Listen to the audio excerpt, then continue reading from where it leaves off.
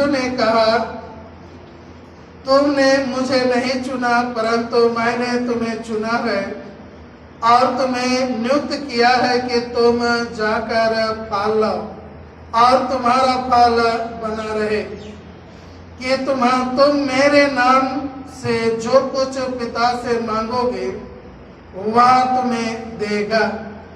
प्रार्थना करे। सर्वशक्तिमान अनुग्रह करे पिता परमेश्वर, हम तेरा धन्यवाद करते हैं आज के पवित्र दिन के लिए। और हे दयालु पिता परमेश्वर, धन्यवाद देते हैं बीते सप्ताह के सभी आशीषों के लिए, रक्षा रखवाली के लिए। और हे प्रभु, तेरा धन्यवाद हम आराधना के द्वारा करना चाहते हैं। अपनी आत्मा की अगुवाई हम हर एक के जीवन में प्रदान कर, हमारे प्रभु यीशु ख्रिस्त के नाम में, आमीन।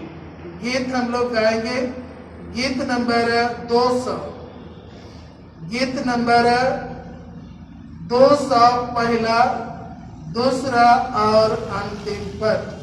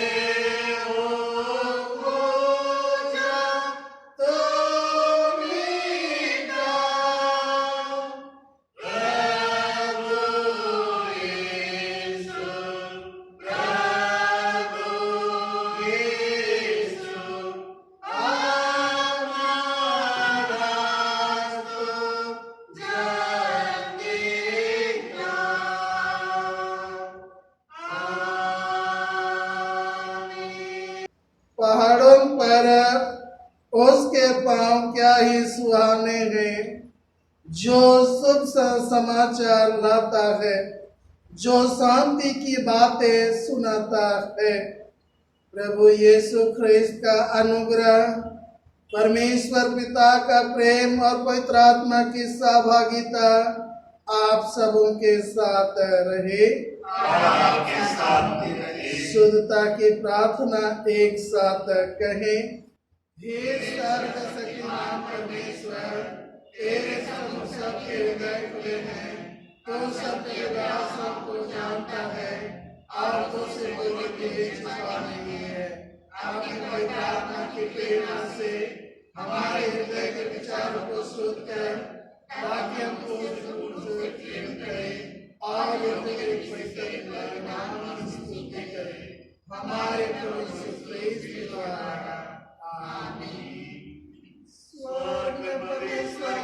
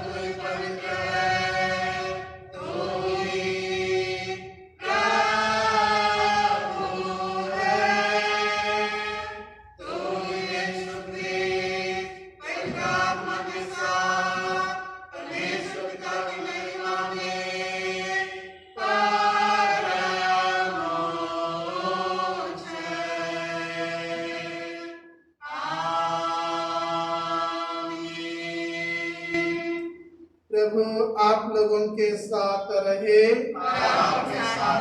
प्रार्थना करे, बैठ जा अथवा घुटना टेके।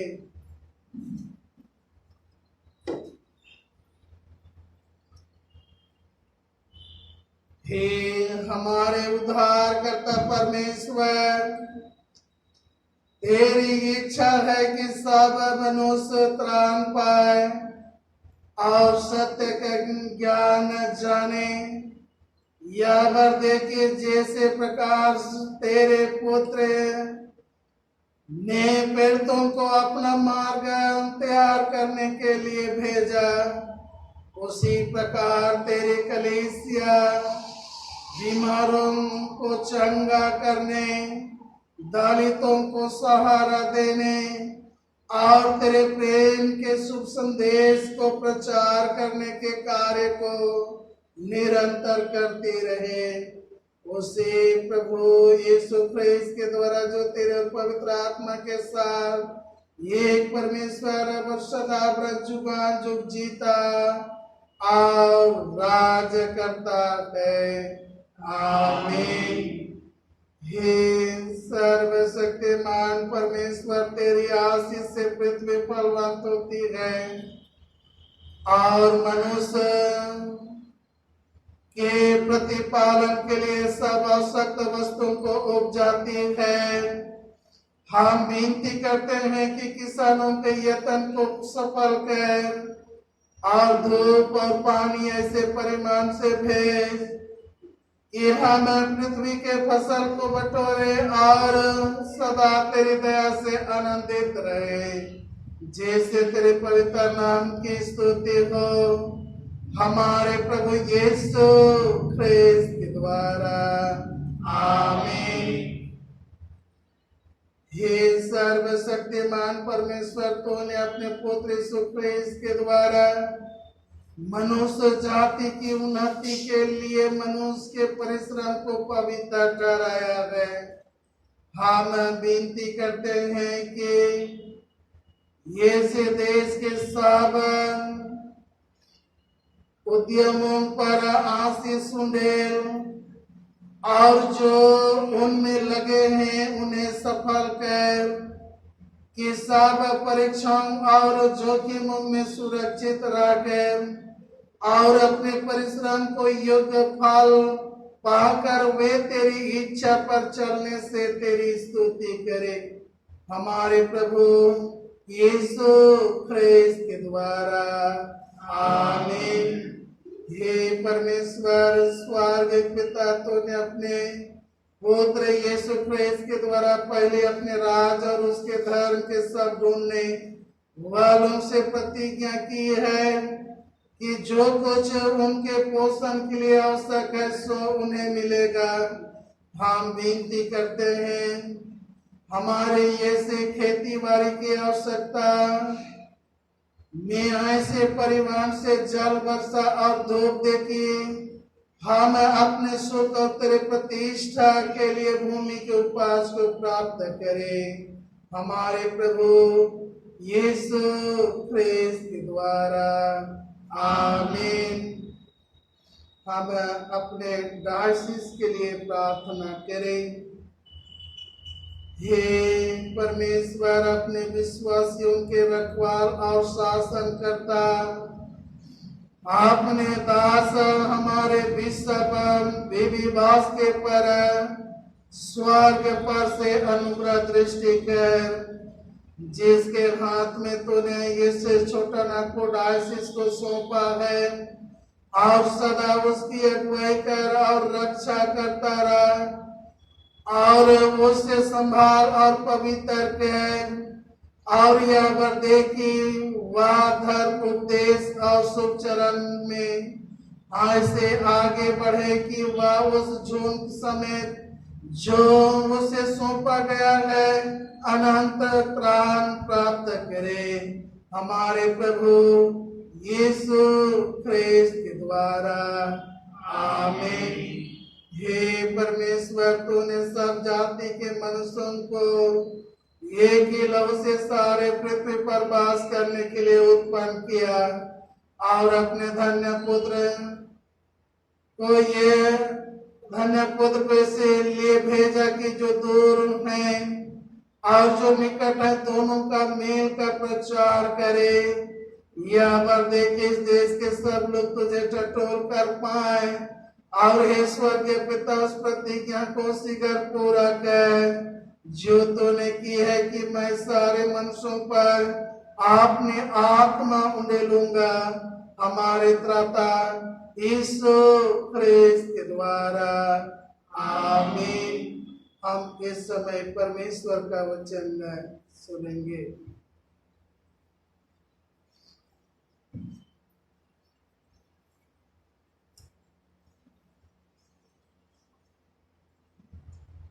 आज के लिए पहला पाठ गिनती नामक पुस्तक, उसके 27 अध्याय 15 पद से 23 पद तक। गिनती 27 15 से 23 पद तक। मूसा ने यहोवा से कहा, यहोवा जो सारे प्राणियों की आत्माओं का परमेश्वर है, वह इस मंडली के लोगों के ऊपर किसी पुरुष को नियुक्त कर दे जो उसके सामने आया जाया करे और उनका निकालने और बैठाने वाला हो, जिससे यहोवा की मंडली बिना चरवाहे की भेड़ बकरियों के समान ना रहे। यहोवा ने मूसा से कहा, तू नून के पुत्र यहोशू को लेकर उस पर हाथ रख, वह ऐसा पुरुष है जिसमें मेरा आत्मा बसा है, और उसको इलियाजर याजक के और सारी मंडली के सामने खड़ा करके उनके सामने उसे आज्ञा दे और अपनी महिमा में से कुछ उसे दे, जिससे इस्राएलियों की सारी मंडली उसकी माना करे। और वह इलियाजर याजक के सामने खड़ा हुआ करे और इलियाजर उसके लिए यहोवा से उरीम की आज्ञा पूछा करे और वह इस्राएलियों की सारी मंडली समेत उसके कहने से जाया करे और उसी के कहने से लौट भी आया करे। यहोवा की इस आज्ञा के अनुसार मूसा ने यहोशू को लेकर इलियाजर याजक और सारी मंडली के सामने खड़ा करके उस पर हाथ रखे और उसको आज्ञा दी जैसा कि यहोवा ने मूसा के द्वारा कहा था। यह परमेश्वर का वचन है। परमेश्वर का धन्यवाद हो। हम इसमें भजन संहिता भजन संख्या 99 1 पद और 5 पद से 9 पद इसे हम बारी बारी से पढ़ेंगे। मंडली कृपया खड़े हो जाएंगे और बारी बारी से पढ़ेंगे। भजन संहिता 99 1 पद और 5 पद से 9 पद। यहोवा राजा हुआ है, देश देश के लोग कांप उठे। वह करूबों पर विराजमान है, पृथ्वी डोल उठे। हमारे परमेश्वर यहोवा को सराहो और उसके चरणों की चौकसी के सामने दंडवत करो। उसके याजकों में मूसा और हारून और उसके प्रार्थना करने वालों में से शामुएल यहोवा को पुकारते थे और वह उनकी सुन लेता था। वह बादल के घेरे में होकर उनसे बातें करता था और वह उसकी चौकियों को उसकी विधियों पर चलते थे। हे हमारे परमेश्वर यहोवा, तू उनकी सुन लेता था, तू उनके कामों का बदला तो लेता था, तो भी उनके लिए क्षमा करने वाला परमेश्वर था। हमारे परमेश्वर यहोवा को सराहो और उसके पवित्र पर्वत पर धन्यवाद करो, क्योंकि हमारा परमेश्वर यहोवा पवित्र है। पिता की, पुत्र की और पवित्र आत्मा की महिमा हो। जैसे आदि में भी, अब है और सदा आमीन। दूसरा पाठ वचन सुनने के लिए मंडली बैठ जाए। कुरिन्थियों के नाम संत पौलुस की पहले पत्री उसके 9 अध्याय 13 पद से 22 पद तक।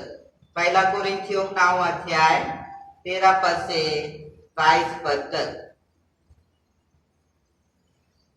क्या तुम नहीं जानते कि जो मंदिर में सेवा करते हैं वे मंदिर में से खाते हैं, और जो विधि की सेवा करते हैं वे विधि के साथ भागी होते हैं। इसी रीति से प्रभु ने भी ठहराया कि जो लोग सुसमाचार सुनाते हैं उनकी जीविका सुसमाचार से हो। परंतु मैं इनमें से कोई भी बात काम में न लाया, और मैंने ये बातें इसलिए नहीं लिखी कि मेरे लिए ऐसा किया जाए, क्योंकि इससे तो मेरा मरना ही भला है कि कोई मेरे घमंड को व्यर्थ ठहराए। यदि मैं सुसमाचार सुनाऊं तो मेरे लिए कुछ घमंड की बात नहीं, क्योंकि या तो मेरे लिए अवश्य है, यदि मैं सुसमाचार ना सुनाऊं तो मुझ पर आए। क्योंकि यदि अपनी इच्छा से यह करता हूं तो मजदूरी मुझे मिलती है, और यदि अपनी इच्छा से नहीं करता तो भी भंडारीपन मुझे सौंपा गया है। तो मेरी कौन सी मजदूरी है? या कि सुसमाचार सुनाने में मैं मसीह का सुसमाचार सेंटमेंट कर दूं, यहाँ तक कि सुसमाचार में जो मेरा अधिकार है उसको भी मैं पूरी रीति से काम में ना लाऊं। क्योंकि सबने स्वतंत्र होने पर भी मैंने अपने आप को सबका दास बना दिया है कि अधिक लोगों को खींच लाऊं। मैं यहूदियों के लिए यहूदी बना कि यहूदियों को खींच लाऊं। जो लोग व्यवस्था के अधीन हैं उनके लिए मैं व्यवस्था के अधीन ना होने पर भी व्यवस्था के अधीन बना कि उन्हें जो व्यवस्था के अधीन हैं खींच लाऊं। व्यवस्थाहीनों के लिए मैं जो परमेश्वर की व्यवस्था से ही नहीं परंतु मसीह की व्यवस्था के अधीन हूँ, व्यवस्थाहीन सा बना कि व्यवस्थाहीनों को खींच लाऊं। मैं निर्बलों के लिए निर्बल सा बना कि निर्बलों को खींच लाऊं। मैं सब मनुष्यों के लिए सब कुछ बना कि किसी न किसी रीति से कई एक का उद्धार कराऊं। मैं यह सब कुछ सुसमाचार के लिए करता हूँ कि औरों के साथ उसका भागी हो जाऊं। यह परमेश्वर का वचन है। परमेश्वर का धन्यवाद हो।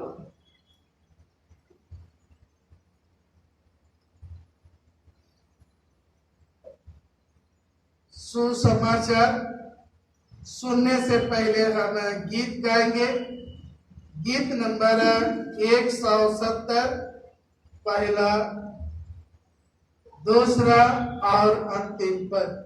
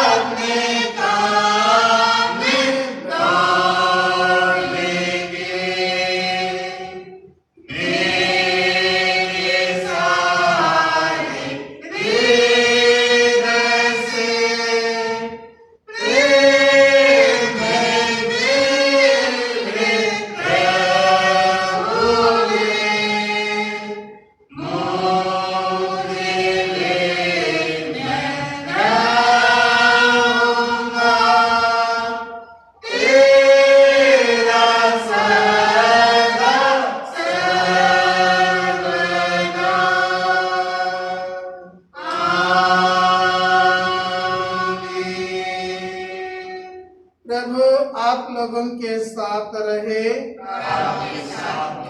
सुसमाचार पवित्र मत्ती रचित सुसमाचार और उसके 9 अध्याय में लिखा है और 35वें पद से सुसमाचार आरंभ होता है। हे प्रभु यीशु ख्रिस्त तेरी महिमा हो। मत्ती रचित सुसमाचार और उसके 9 अध्याय 35वें पद से आगे। यीशु सब नगरों और गांवों में फिरता रहा और उनके आराधनालयों में उपदेश करता और राज्य का सुसमाचार प्रचार करता और हर प्रकार के बीमारी और दुर्बलताओं को दूर करता रहा। जब उसने भीड़ को देखा तो उसको लोगों पर तरस आया, क्योंकि वे उन भेड़ों के समान जिनका कोई रखवाला ना हो, व्याकुल और भटके हुए से थे। तब उसने अपने चेलों से कहा, पक्के खेत तो बहुत हैं पर मजदूर थोड़े हैं, इसलिए खेत के स्वामी से विनती करो कि वह अपना खेत काटने के लिए मजदूर भेज दे। फिर उसने अपने 12 चेलों को पास बुलाकर उन्हें अशुद्ध आत्माओं पर अधिकार दिया कि उन्हें निकाले और सब प्रकार की बीमारियों और सब प्रकार की दुर्बलताओं को दूर करे। ये 12 प्रेरितों के नाम ये हैं। पहला समौन जो पतरस से कहलाता है और उसका भाई अंद्रियास, जब्दी का पुत्र याकूब और उसका भाई यूहन्ना, फिलिपियोस और बर्तोलमै, थोमा और मसूल लेने वाला मत्ती, हल्फाई का पुत्र याकूब और तदाय और समोन कनानी और यहूदा इस्करियोती जिसने उसे पकड़वा भी दिया। इन बारों को यीशु ने यह आज्ञा देकर भेजा, अन्य जातियों की ओर न जाना और समारियों के किसी नगर में प्रवेश न करना, परंतु इस्राएल के घराने ही की खोई हुई भेड़ों के पास जाना और चलते चलते यह प्रचार करो, स्वर्ग का राज निकट आ गया है। बीमारों को चंगा करो, मारे हुओं को जिलाओ, कोड़ियों को शुद्ध करो और दुष्ट आत्माओं को निकालो। तुमने सेंतमेंट पाया है, सेंतमेंट दो। अपने बटुकों में ना तो सोना और ना रुपा और ना तो ना तंबा रखना, मार के लिए ना झोली रखो, ना दो कुर्ते, ना जूते और ना लाठी लो, क्योंकि मजदूर को उसका भोजन मिलना चाहिए।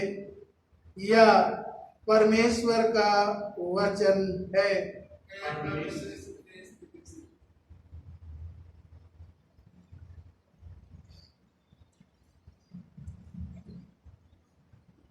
हम प्रार्थना करें। सर्वशक्तिमान परमेश्वर पिता, पुत्र, पवित्र आत्मा के नाम से आमीन। विद्यमान पिता परमेश्वर, धन्यवाद करते हैं आज के दिन के लिए। और पिता परमेश्वर, इस समय वचन की सेवकाई में जाते हैं, अपना पवित्र आत्मा हम सब को ऊपर उंडेल दीजिए, हम समझ सके, आपके वचनों पर मनन कर सके, चिंतन कर सके और उस वचन के आलोक पर हम जीवन व्यतीत करने वाले हो सके, हमारे प्रभु यीशु क्रिस्त के द्वारा आमीन।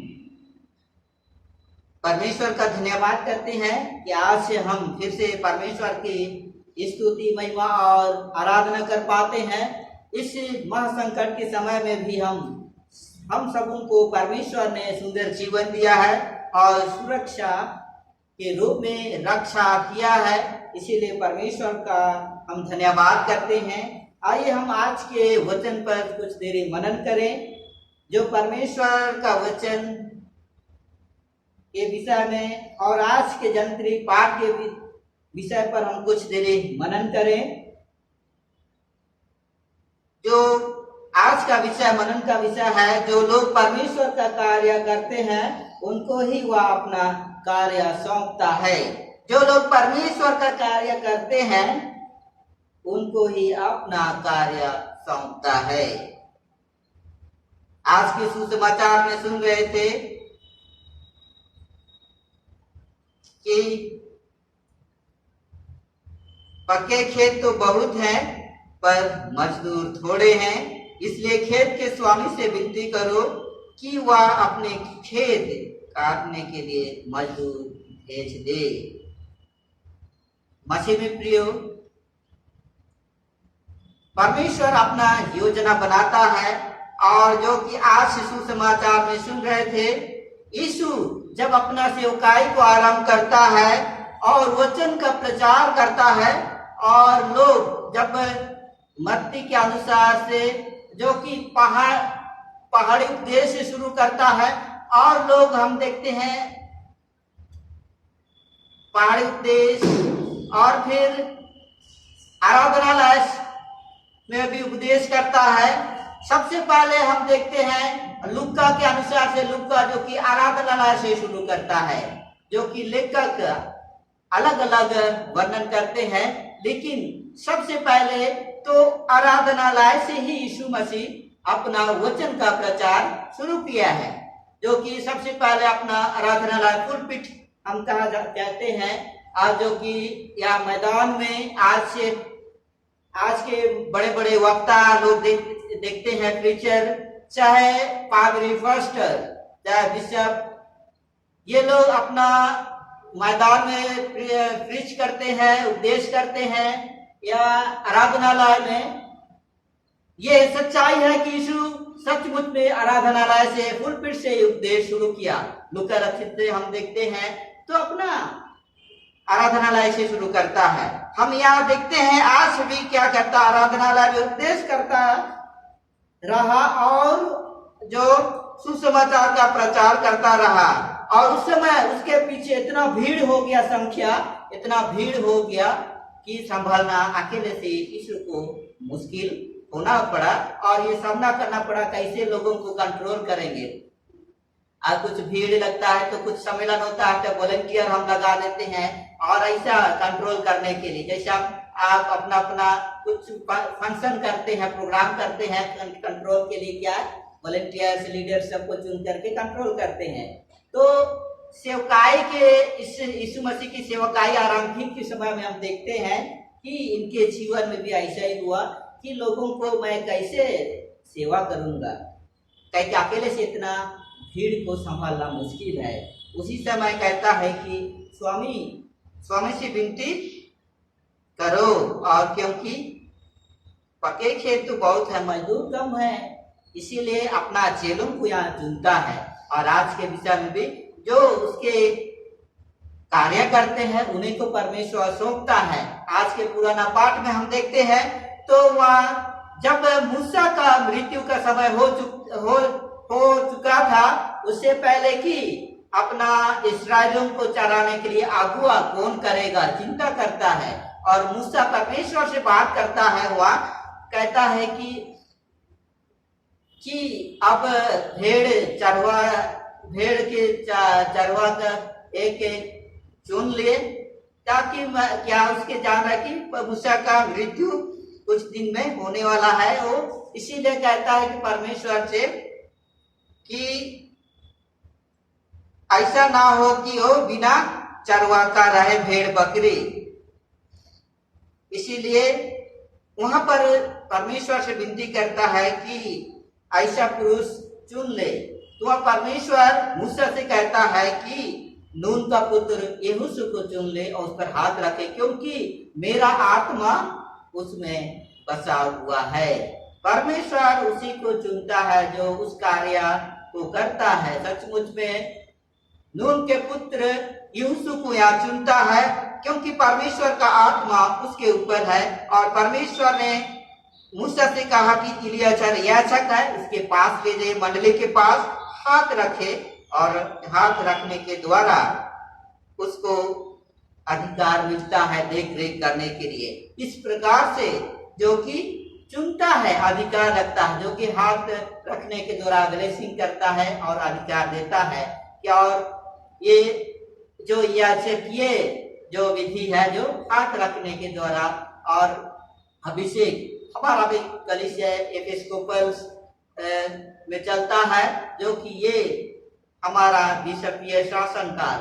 तो ऐसा ही उस समय ये एक हाथ रखने के द्वारा एक के बाद एक रखते थे, वैसा ही मूसा सारे मंडली मिलकर के उनके ऊपर परमेश्वर के योजना के अनुसार परमेश्वर का आदेश जैसा कहा वैसा कर दिया। ऐसा परमेश्वर चुनता है। और क्या सचमुच में कार्य करते थे वे लोग इसीलिए चुने गए? सचमुच में परमेश्वर ये मन की बातों को देखता है और हम तो ऊपर आदमी, शरीर, सुंदरता, संपत्ति ये सब को देख करके सोचते हैं कि ये लायक है, लेकिन परमेश्वर उनके गुणों को, सद्गुणों को देख करके चुनता है और उसी के साथ यहोशू को चुना। और अब नया नियम में देखते हैं चेलों को कैसे चुना। क्या उसके पास टैलेंट था, संपत्ति था, क्या उसके पास डिग्री था? नहीं। उस समय क्यों फरीसी लोग उस समय में ज्यादा क्या शिक्षित लोग थे, व्यवस्था के जानने वाले लोग थे। लेकिन यहाँ पर जो कि कोई मछली पकड़ने वाले लोगों में से, कोई टैक्स लेने वालों में से चुनता है। हम देखते हैं यहाँ सिमोन, यहाँ पर चेलों का नाम 10 अध्याय में हम 2 से आगे पढ़ेंगे तो वहाँ चुनता है कोई मछली पकड़ने वाले। उनके गुणों को देख करके क्या क्या गुण हम देखते हैं, क्योंकि पतरस भी अपने बुलाहट के बारे में यहाँ पतरस लिखता है। दूसरा पतरस 1 अध्याय 3 में हम पढ़ेंगे। तो क्योंकि उसकी ईश्वरीय सामर्थ ने सब कुछ जो जीवन और भक्ति के संबंध में रखता है हमें उसी की पहचान के द्वारा दिया है, जिसने हमें अपने ही महिमा और सद्गुण के अनुसार बुलाया है। पतरस लिखता है हमें बुलाया गया है, तो बोलता है सद्गुण के द्वारा और सद्गुण के चलते ही बुलाया गया है। ये अपना बात यहाँ पतरस लिखता है। यहाँ इसी से प्रतीत होता है सचमुच में कि ईश्वर गुणों को देखता है, ये सारे ऊपरी मन को नहीं देखता है, उनके गुणों और उन चेलों में क्या क्या है उसके जीवन में, जो कि ज्यादातर मछुआरे लोग ही चेले बने। ये जो गलील झील के किनारे रहते थे वही लोग ही ज्यादातर बने। ऐसा क्योंकि उनके जीवन में हम गुण को देखते हैं। क्योंकि पतरस आज यहाँ पर क्लियर कर दिया है कि सद्गुण के द्वारा ही बुलाया गया है हमें। सद्गुण मसीह में प्रियो पतरस गवाही देता है और हमें भी आवश्यकता है कि सद्गुण अपने आप को जांचने की आवश्यकता। क्या हमारे बीच में मसीह हमें बुलाया है, तो क्या सद्गुण हमारे बीच में सचमुच में होगा या नहीं, तो बनने की आवश्यकता है। चेलों में क्या क्या था? निडर साहसी व्यक्ति थे वो लोग। चेले लोग निडर थे। क्यों? कैसे? प्रमाण आप जानते हैं, गहरा झील में रातों रात भर रहते हैं, इसीलिए साहसी निडर, डरने वाले लोग नहीं। क्या आप अभी तो दामोदर नदी में जाएंगे, क्या कोई घुस सकते हैं? हम लोग इतना डरपोक व्यक्ति, वो लोग साहसी थे, निडर व्यक्ति थे, इसीलिए उन लोगों को चुना। साहसी व्यक्ति निडर कि चेले लोग डरते नहीं है, ना रात हो या दिन, क्या है अपना काम के लिए क्या है वफादार है। इसीलिए यीशु ने बहुत विद्वानों का कहना है, इसीलिए उनको चुना, क्योंकि निडर लोग है, साहसी, डरते नहीं थे। इसीलिए जो कि यीशु मसीह का चेला बनना आसान नहीं होता है। यीशु मसीह का चेला बनना, अगुआ या कलीसिया का अगुआ बनना आसान नहीं होता है मसीह में प्रियो। इसीलिए ऐसे व्यक्तियों को चुनता है, निडर, साहसी। और चेले लोग निडर थे, उसी से जो कि गहरा समुद्र में जाते हैं, गहरा झील में रात भर पकड़ते हैं। और क्या है उसके बाद दूसरा हम देखते हैं गुण, चेलों का गुण में मेहनती, लगातार काम करने वाले, मेहनत करने वाले लोग को चुनता है। कैसे? चेला लोग क्या उस समय झील में के किनारे ही रहते थे, मछली वो लोग का व्यवसाय ही था, मछली पकड़ना, और उसी से अपना परिवार को चलाते थे। और नहीं पकड़ने से भी कभी कभी दिन भर रात भर मेहनत करते रहते थे। कभी ना कभी कभी ना कभी दिन में क्या है, एक मछली कम से कम आ जाए, 2 मछली कम से कम आए, ताकि अपना पेट का पालन पोषण हो। इसीलिए कभी हताश नहीं होते थे और लगातार करते रहते थे। इनके गुण को हम देखते हैं मसीह में प्रियो। ये गुण हमारे जीवन में भी होना चाहिए, जैसे चेलों को चुना, और जो कि ये गुण को देख करके जो कि लगातार करते, ये फल नहीं पाया लेकिन फिर भी लगातार करते रहते थे। आज है ये गुण उन लोगों से भी सीखना चाहिए जो प्रथम चेले अगुआ हुआ करते थे। हमें भी चाहे मेहनत, कहा जाता है कि मेहनत का फल मीठा होता है, चाहे क्या देर क्यों ना हो, लेकिन जरूर मिलेगा। इसीलिए ये लोग क्या मेहनत करके लगातार काम करने वाले लोग थे। इसीलिए चेले यानी यीशु मसीह चेलों को चुनता है। और तीसरा पॉइंट हम देखते हैं, संयम रखने वाले, धैर्य रखने वाले लोग थे। कैसे? यीशु देखता है कि झील के किनारे, वहां तो झील के किनारे यीशु भी जाता है, देखता है कि वहां तो पतरस और भी लोग थे। पतरस वहां पर यीशु जाता है और रात भर मेहनत किया। क्या है? एक भी मछली नहीं मिला, एक भी मछली नहीं पकड़ा। उसके बाद कहता है कि यीशु मसीह आता है और कहता है कि हे प्रभु, हम लोग तो रात भर इतना मेहनत किया लेकिन कुछ नहीं मिला, कुछ नहीं मिला। कि इतना संयम रखा, रात भर मेहनत किया और संयम किया। और यीशु ने कहा जाओ, उस ले जाओ अपना नाव को और डाल दे। और उसके बाद क्या है, मछली कितना पकड़ाया और उसका नाव भी डूबने लगा और अपना साथी को क्या है बुलाते हैं। ऐसा जो कि संयम था। और यीशु मसीह के कहने के अनुसार वो कहा हम लोग रहते तो शायद नहीं करते, शायद है इतना रात भर किए कौन करेगा, इतना रात में एक भी मछली नहीं पकड़े, इसके कहने से क्या कुछ होगा। हम लोग इतना इसी का काम करते हैं रात दिन, हम ही लोग को पढ़ाता है बहुत बड़ा। ऐसा भी कह सकते हैं कि हम हमसे ज्यादा जानते हैं क्या, हम लोग को ऑर्डर दे रहा है, ये तो कल परसों का बच्चा आया हुआ हम लोग को सिखा रहा है कि मछली पकड़ना कैसे पकड़ना चाहिए। इसी से हमारा दिन रात गुजरता है और परिवार चलता है। और आज ही आया है तो ऐसा हो सकता है, शायद नहीं। तो लोग क्या आज्ञा माने और चले गए। कैसे न उसके पास क्या धैर्य विश्वास संयम था। उसके बाद डाले और मछली उन लोगों ने पकड़ा। अब चौथा हम देखते हैं विश्वास। विश्वास चेलों में विश्वास था, जो काम को करते हैं उस काम पर विश्वास रखते हैं, अवश्य जो काम को करते हैं उसमें सफलता मिलेगा। जो कि रात दिन हम मेहनत करते हैं, जो कि रात दिन, इसीलिए क्या है चिंता है वहां। इसीलिए हम देखते हैं कि रात दिन मेहनत करता है, आशा रखता है और मिलता है और विश्वास रखते। इसीलिए क्या है यीशु पर विश्वास किया, यीशु के कहने के अनुसार डाला और मछली आया। और वो लोग देखते हैं आज्ञाकारी थे।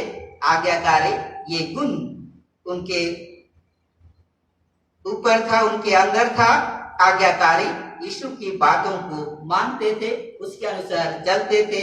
और यहाँ आज के सुसमाचार में हम देखते हैं कि वह भेजता है और जाओ अपना प्रचार, जो वचन का प्रचार के लिए जाओ और कहना कि स्वर्ग राज्य निकट है, प्रचार करना। और ऐसा अधिकार दे दिया चेलों को कि जो बीमार है उनको चंगाई दे, कोढ़ियों को शुद्ध करे, दुष्ट आत्माओं को क्या निकाले। और अपने साथ कुछ मत ले जाना मार्ग में, ना लाठी ना झोला ना रूपा ना तांबा। और ये आज्ञा मान लिया। क्या ये गुण साहसी, निडर और आज्ञाकारी, विश्वास, सारी बात जो हमारे अंदर है, क्या मसीह ने हमें बुलाया है, सबों को बुलाया है और कार्य सौंपा है, अपना गुण के अनुसार हमें बुलाया है। और हम जो परमेश्वर हमें काम सौंपा है, हमें उसमें काम करने की आवश्यकता लगातार। चाहे हम कलीसिया के स्तर पर काम करते हैं, चाहे अपना कहीं सरकारी जॉब करते हैं, चाहे अपना कुछ प्राइवेट में, लेकिन अपना गुण के अनुसार बुलाता है। लेकिन आज यहाँ क्या है, सुसमाचार के बारे में कहता है बुलाहट, जो कि सौंपता है काम करने। तो हमें भी अवश्य बुलाया है परमेश्वर और उस काम में लगातार करने की आवश्यकता है। धैर्य संयम के साथ, विश्वास के साथ, निडर के साथ, उन चेलों के जैसा हमारे अंदर गुण होना चाहिए। तब जाकर के हमारा काम सफल होगा, जो परमेश्वर ने हमको कार्य सौंपा है। इनके गुणों से हमें आज सीखने की आवश्यकता है।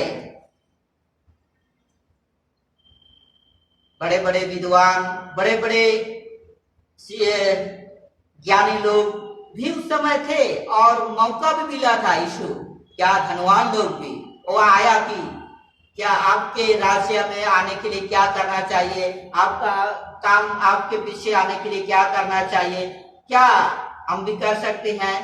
लेकिन आप यहाँ देखते हैं कि एक धनी व्यक्ति क्या आपके राज्य में आने के लिए क्या करना चाहिए, वह कहता है कि आप सारी संपत्ति को दूसरों को दीजिए। उसके बाद क्या कहता है, वो नाराज हो जाता है, वो नहीं आता यीशु के पीछे।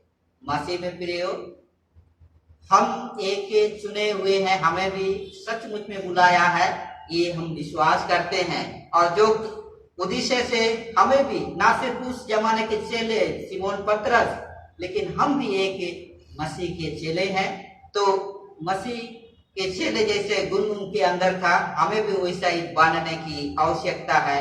और जो कार्य हमें सौंपा गया है, वे कार्य लगातार निडर, साहसी और विश्वास, आशा के साथ हम काम करें और करने की आवश्यकता है। और अंत में दूसरा पॉइंट, जो सेवा कार्य करते हैं, विशेष करके जो कि सुसमाचार का प्रचार करते हैं, या सब ग्रुप चाहे या सुसमाचार सिर्फ फील्ड में काम करते हैं, उनके लिए एक अधिकार दे दिया है कि यहाँ पर लिखता है कि पौलुस लिखता है कि जो सुसमाचार का काम करता है वो सुसमाचार से ही उनका जीविका हो, और जो विधि का काम करते हैं उनका काम विधि से ही उनका जीविका हो, जो इस रीति से प्रभु ने ठहराया है। जो हमारे कलीसिया में आज हम देखते हैं, चाहे सुसमाचार जो प्रचार करते हैं, ये हकीकत है। तो मसीह में प्रियो, हर एक अपना अपना गुण के अनुसार सबको काम देता है, सौंपता है, और चेलों को भी ऐसा ही दिया। और इसीलिए आज हमारा कलीसिया इसी रीति से चलता है, जो कि जीविका का संसाधन जो सुसमाचार सुनाता है वो उसी से जीविका चलाए, और जो विधि का सेवकाई करता है वह विधि से, और मंदिर का सेवा करते हैं वो मंदिर से। आज ऐसा ही चल रहा है, और हम ये परंपरा को हमेशा के लिए बना के रखते हैं। और जो ये कार्य आसान नहीं है, हमें साहसी, निडर, विश्वास, आशा के साथ चल करके कार्य सौंपा गया है, हमें करने की आवश्यकता है आज के संदर्भ में। क्योंकि आज हम हमारे बीच स्वयं नहीं है और कार्य नहीं है, हमें आज स्वयं के साथ चलने की आवश्यकता है। जो परमेश्वर सबों को स्वयं की आत्मा और निडर की आत्मा दिया है, ना कि भय की आत्मा, सबों को निडर की आत्मा दिया है। निडर होकर के अपने कलीसिया के प्रति, अपने काम के प्रति काम करना होगा, तब हम कलीसिया या समाज या अपने परिवार को अच्छा से चला सकेंगे। परमेश्वर इस वचन के माध्यम से बहुतायत से आशीष प्रदान करे। जीवित महान पिता परमेश्वर, आपको धन्यवाद करते हैं आज की सुंदर दिन के लिए, सुंदर वचन के लिए। ऐसे स्मरण दिलाया है कि आपने सबों को बुलाया है एक उद्देश्य लेकर, एक सद्गुण को देख करके अपना अपना कार्य सौंपता है। हमें भी चुना है आपके कलीसिया की सेवकाई के काम के लिए। पिता परमेश्वर, हमें भी पिता परमेश्वर अपने चेलों के जैसा निडर, साहसी और स्वयं और धैर्य के साथ काम करने की योग्य विश्वासी हम बन सके। उद्धार करता यीशु क्रिस्त के नाम से, आमीन।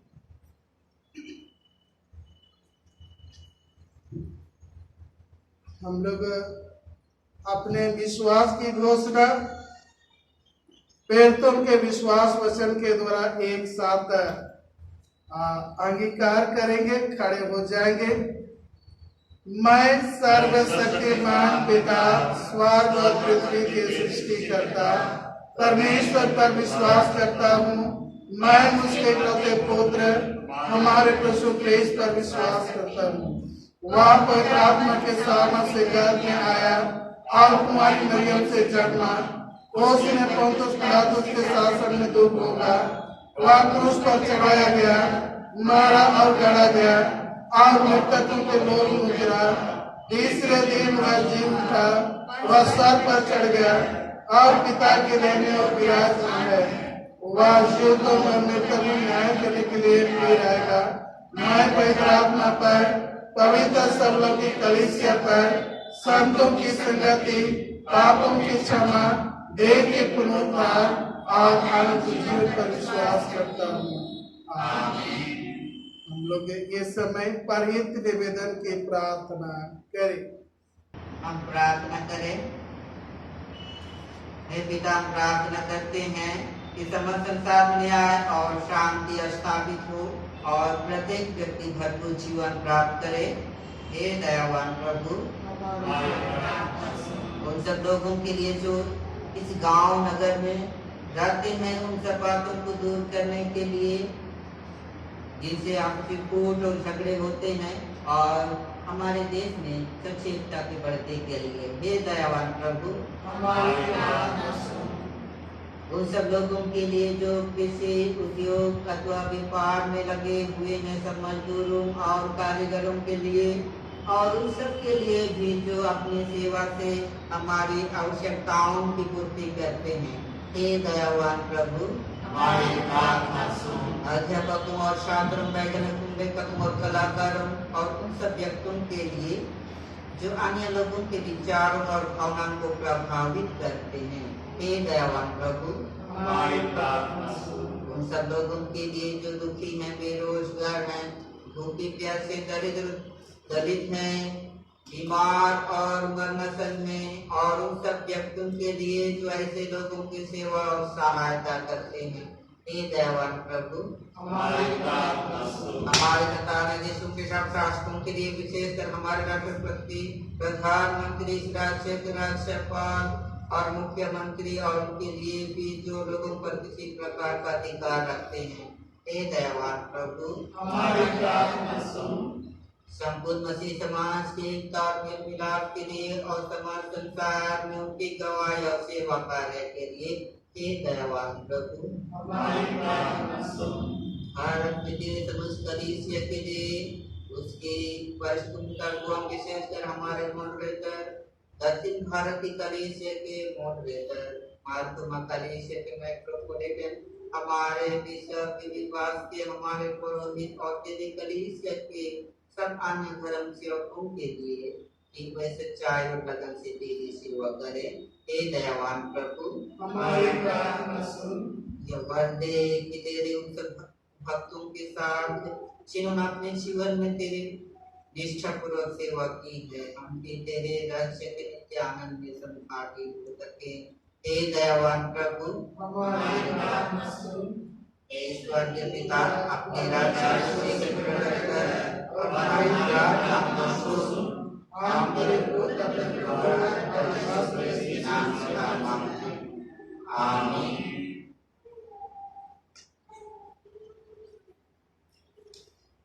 मसीह में प्रियो, हमारे प्रभु यीशु ख्रिस्त ने कहा है, प्रभु हमारा परमेश्वर ही एकमात्र प्रभु है।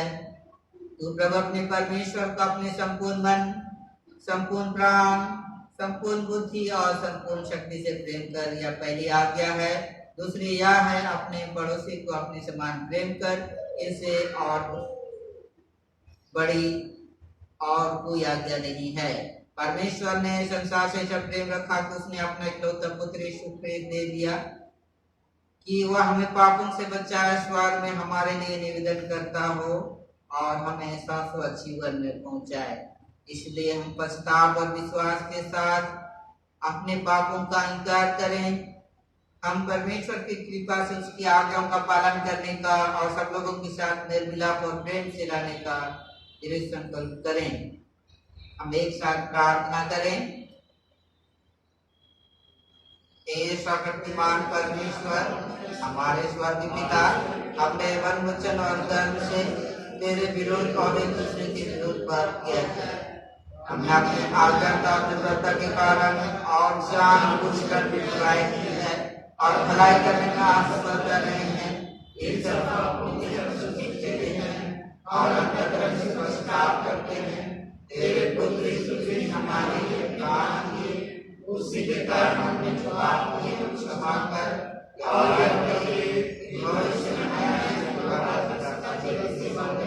ताकि तेरे नाम की महिमा हो। आमीन। सर्वशक्तिमान परमेश्वर उन सबको क्षमा करता है जो अपने साथियों को क्षमा करते और सच्चा पश्चाताप करते हैं, वह आप पर दया करे, अपने सब पापों को क्षमा करे और उनसे आपको छुटकारा दे। सब भले कामों में आपको स्थिर और सबल करे और शाश्वत जीवन में बनाए रखे। आमीन। परमेश्वर का नाम। शांति अभिवादन के लिए खड़े हो जाए। हम सब मिलकर ख्रीस्त की देह में, हम सब ने एक आत्मा द्वारा एक देह में बपतिस्मा लिया है। हम ऐसे कार्य में संलग्न रहे जिनसे शांति मिलती है और एक दूसरे का निर्माण होता है। प्रभु की शांति सदा आप सबों के साथ रहे। श्रद्धा और भाई के साथ हम अपने चढ़ावे भेंट प्रभु को अर्पण करें। हमारे उज्जवल मनुष्यों के सामने ऐसे चमके कि हमारे सोकर मुख को देखकर जो पिता के स्वर्ग में है महिमा करे। गीत गाएंगे। गीत नंबर 137, पहला और दूसरा पद।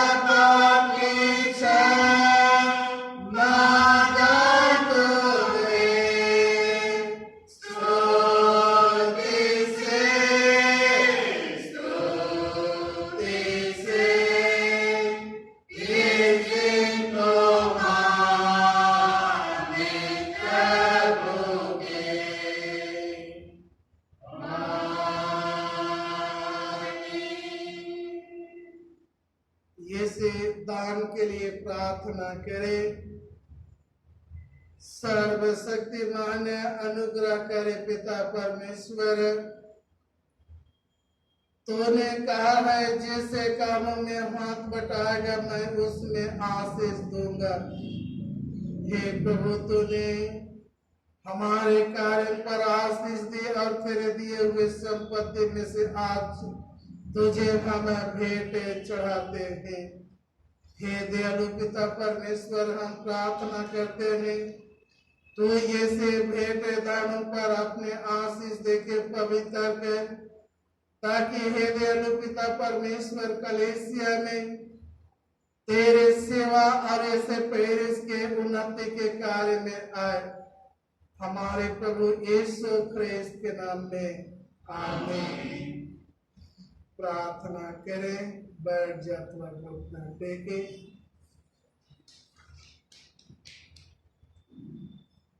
सर्वशक्तिमान अनुग्रहकारी पिता परमेश्वर, हे प्रभु, हम तेरा धन्यवाद करते हैं कि तूने अपने पुत्र यीशु मसीह के द्वारा कहा, पाके खेत तो बहुत हैं, परंतु आप मजदूर थोड़े हैं। इसलिए पिता से प्रार्थना करो कि मजदूर भेज दे। हे दयालु पिता परमेश्वर, तूने हमें फसल बोने के लिए नहीं, हे दयालु पिता परमेश्वर, तूने हमें उस फसल काटने के लिए हमें तो बुलाया है। हे दयालु पिता परमेश्वर, हम ये स्मरण करते हैं चेलों के जीवन को जिन्हें तूने बुलाया, और वे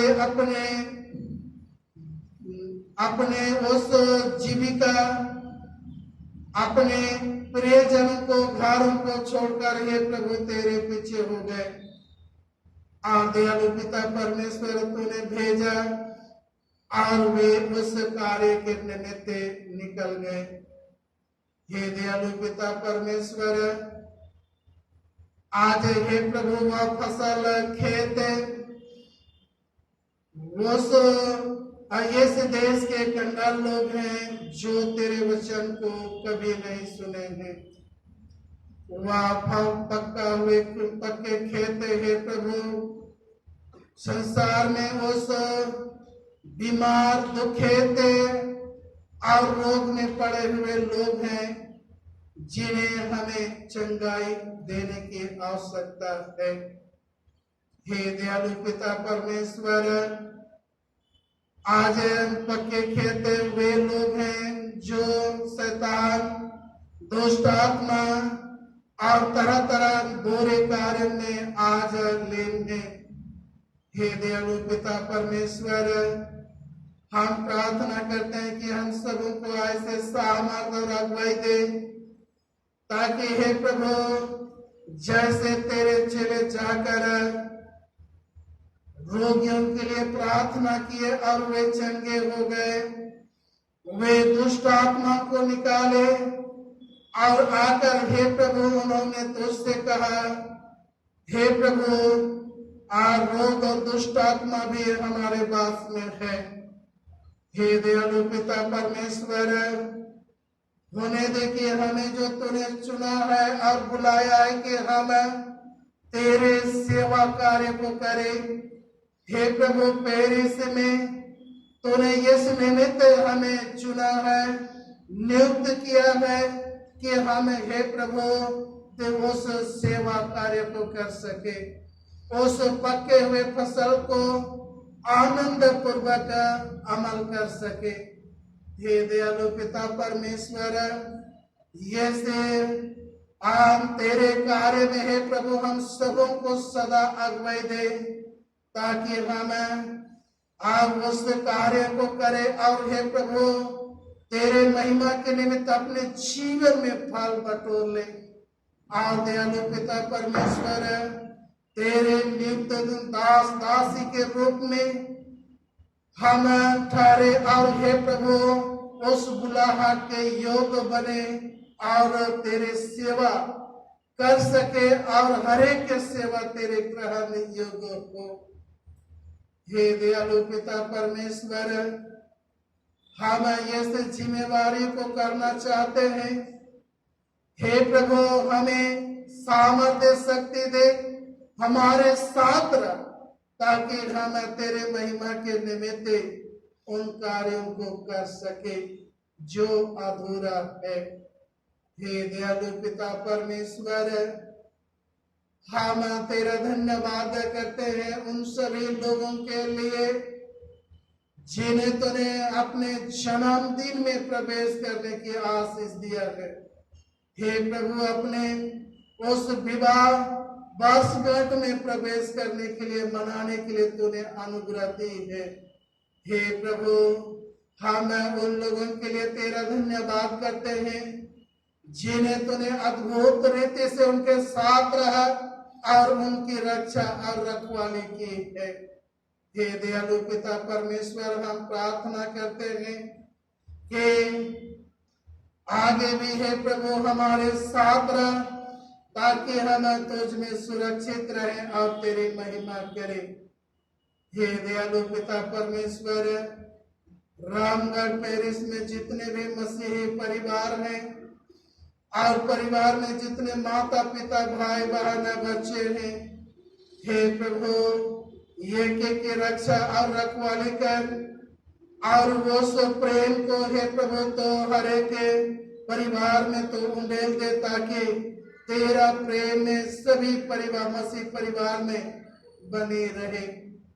हे दयालु पिता परमेश्वर, हम प्रार्थना करते हैं जितने भी मजदूरी करते हैं, काम उद्यम करते हैं, शिक्षा देने की कार्य करते हैं, रोगियों की सेवा करते हैं और तरह तरह हे प्रभु सरकारी कार्यालय में कार्य करते हैं और किसी न किसी रूप से हे प्रभु आप तेरे सेवा करते हैं। दयालु पिता परमेश्वर, उसके उनके सेवा पर तू अपनी आशीष दे, ताकि उसके द्वारा उनके पारिवारिक जीवन के हे प्रभु हर एक आवश्यकता पूरी हो जाए। हे दयालु पिता परमेश्वर, पुनः हम उन सभी बीमार दुखितों के लिए प्रार्थना करते हैं और विशेषकर भाले टुडू और नथानियल जेकब, हे प्रभु हम ये प्रियों के लिए प्रार्थना करते हैं कि वे आज रोग के बिछौना में पड़े हैं।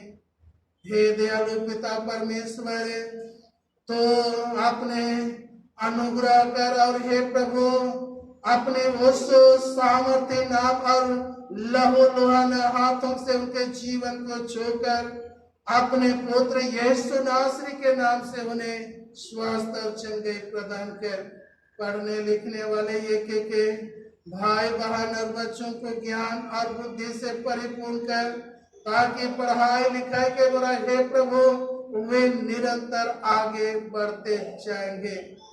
हे दयालु पिता परमेश्वर, ये समय हम प्रार्थना करते हैं कोरोना महामारी जो हमारे क्षेत्र में, हमारे ये से प्रदेश में हे दयालु पिता परमेश्वर तेजी से आप फैल रहा है। हे दयालु पिता परमेश्वर, हम प्रार्थना करते हैं हे प्रभु उस महामारी को तू ही रोक सकता है। जब हे प्रभु ये इस्राएलियों के आज जीवन में जब महामारी आई और हे प्रभु जब वे नम्र होकर तेरे दर्शन की खोजी हुए, तो तूने उसी घड़ी तूने प्रतिज्ञा की कि मैं तेरे पापों को क्षमा करूंगा और तेरे देश को ज्यों का त्यों कर दूंगा। हे दयालु पिता परमेश्वर, हम प्रार्थना करते हैं हमारे इस देश संसार को हे प्रभु ऐसे महामारी से मुक्त कर, और हे प्रभु तेरे नाम से, तेरे उस सामर्थ्य लहू से यह महामारी सदा के लिए दूर हो जाए। और जितने ग्रसित हैं हे प्रभु उन पर अनुग्रह कर, और जो सेवा देते हैं उन्हें तरह तरह की ज्ञान और अगुवाई से परिपूर्ण कर, ताकि उनके सेवा के इलाज के द्वारा हे प्रभु हर एक आज बीमार दुखित लोग स्वास्थ्य और चंगाई होकर तेरी महिमा करें। हे प्रभु प्रार्थना करते हैं हमारे देश के आम मंत्रियों के लिए, विशेषकर प्रधानमंत्री और हमारे जैसे झारखंड राज्य के मुख्यमंत्री के लिए।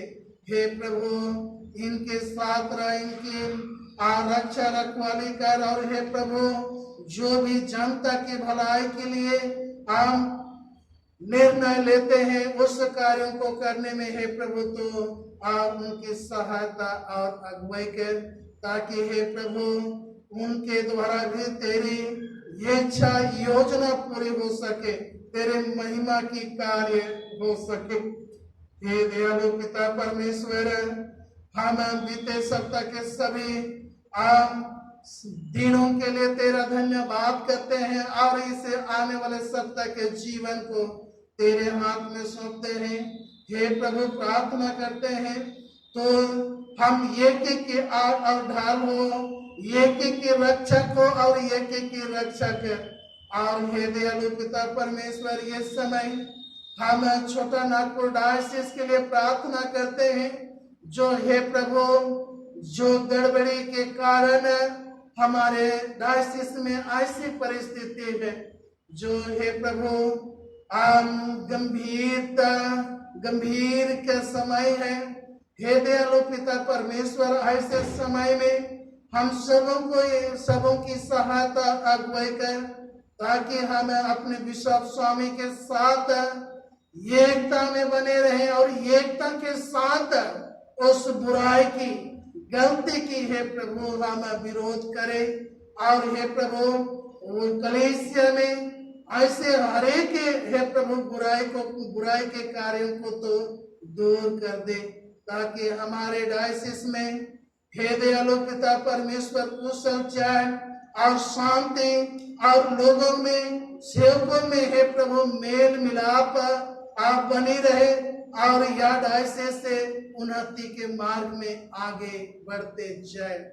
हे प्रभु, पूरी आशा और भरोसा रखते हुए प्रार्थना तेरे बेटे हमारे उद्धारकर्ता यीशु ख्रिस्त के नाम से मांगते हैं, आमीन। प्रभु की प्रार्थना एक साथ कहें। हे हमारे पिता को जो स्वर्ग में है, तेरा नाम पवित्र माना जाए, तेरा राज आए, तेरी इच्छा जैसे स्वर्ग में पूरी होती है वैसे पृथ्वी पर भी हो। हमारे दिन भर की रोटी आज हमें दे और हमारे अपराधों को क्षमा कर, जैसे हमने अपने अपराधों को क्षमा किया है। और हमें परीक्षा में डाल, परंतु बुराई से बचा, क्योंकि राज, प्रक्रम और महिमा अब और सर्वदा तेरी ही है, आमीन। परमेश्वर के शांति जो सारे समझ से परे हैं, परमेश्वर और उसके पुत्र हमारे प्रभु यीशु ख्रिस्त की ज्ञान और प्रेम में आप सबों के हृदय और विचारों को सुरक्षित रखें। और सर्वशक्तिमान परमेश्वर पिता के, पुत्र की और पवित्र आत्मा की आशीष आप सबों पर हो और सर्वदा आप सबों के साथ रहे, आमीन। शांति से पूर्ण होकर जाइए, प्रभु से प्रेम रखिए और उसकी सेवा कीजिए, ख्रिस्त के नाम में, आमीन। यीशु है।